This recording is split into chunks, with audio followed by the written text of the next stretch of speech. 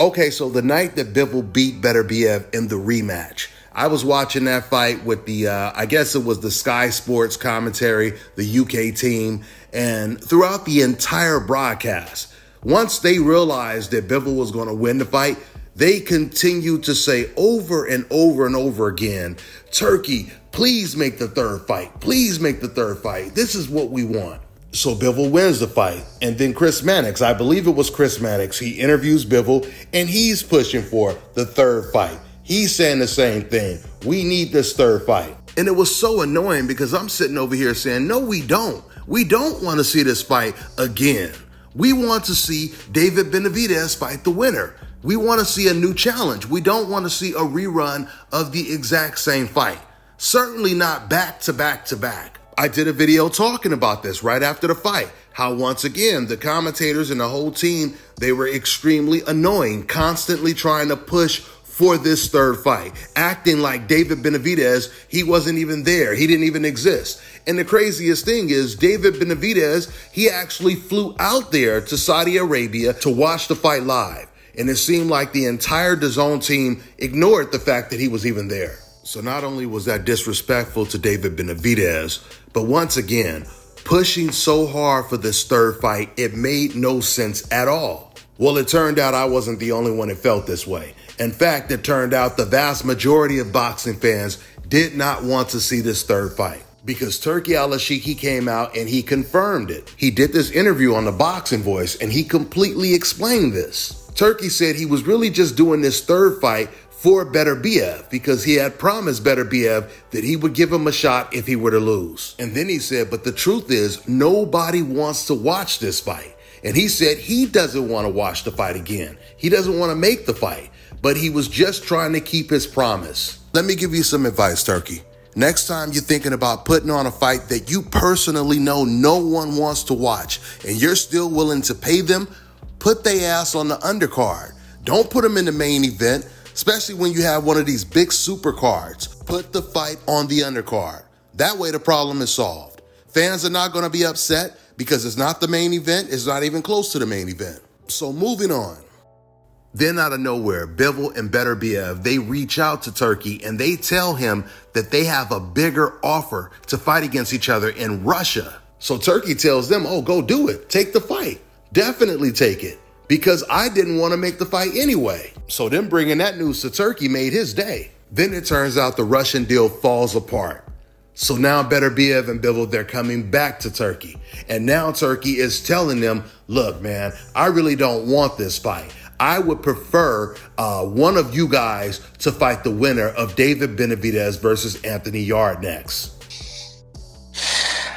When I convinced Artur to do the rematch, I put, because Bivol asked for the rematch, and the first fight was something amazing, right? And no one had the balls to do it because it is not pay-per-view fight, right? Yep. It is elite fight for the fans of boxing, right? Yep. No promoter handle it and no promoter want to throw their money for this fight, right? We take the chance and do it. And when Artur beat Bivol and Bivol asked me for the rematch, I convinced Artur. But I put one condition with Artur, that they have the third fight. And if Bivol win, and we have it in our country, okay? Bivol win. And Bivol stuck to this. Because of that, the WBC, he gave it away, right? To do the third fight. And I accept. The problem is only about the timing. This wanted in the last week of October, and this wanted in the mid of November, and we are in the middle to fix it.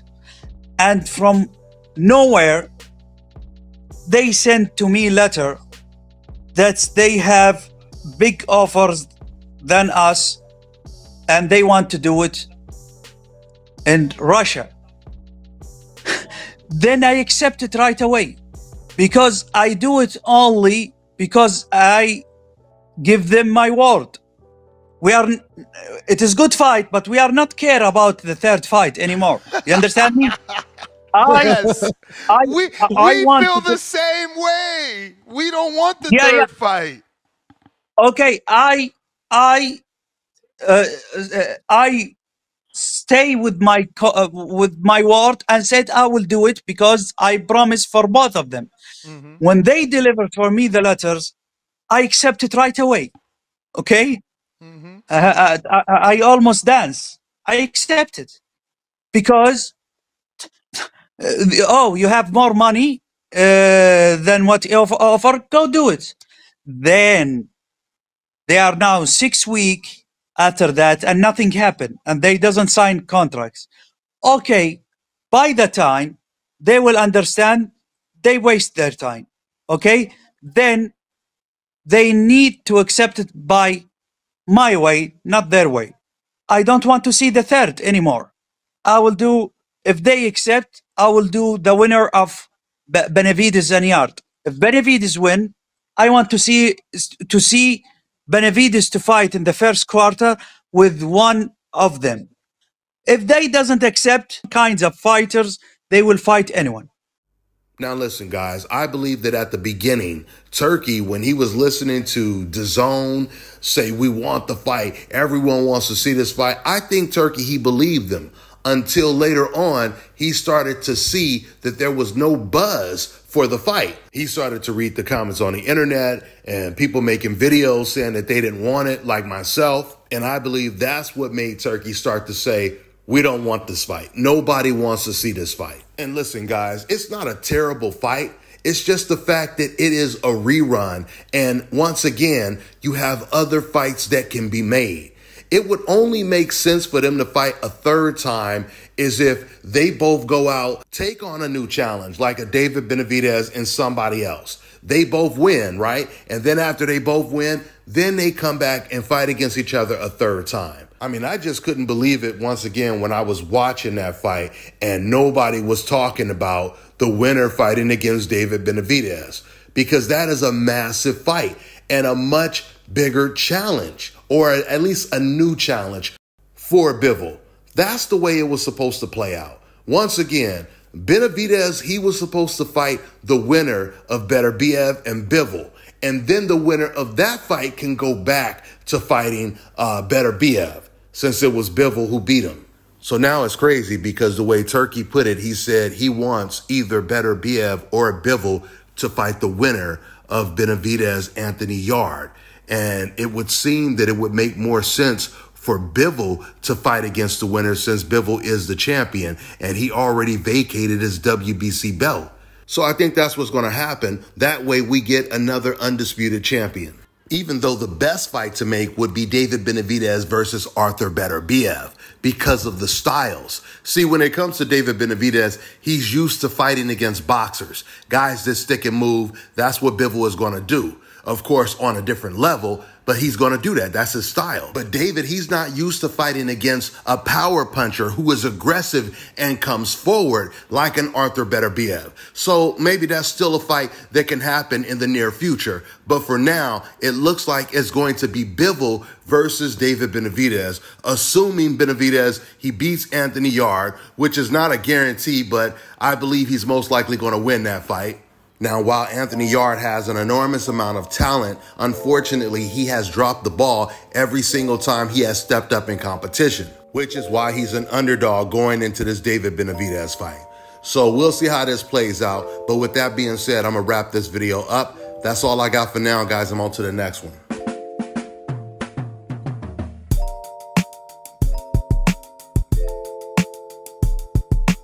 All right, now check this out, guys. If you're looking to repair eczema scars, burns and bruises, dark spots and blemishes, the fever blisters, diabetic ulcers, this right here is the perfect product for you guys. It's called LO Deki Face and Body Oil. Athletes and top-ranking boxers, they're also using it after training to reduce swelling, inflammation, and to ease the pain. So get yours today. Go to lodeki.com, like them on Facebook, and follow them on Instagram.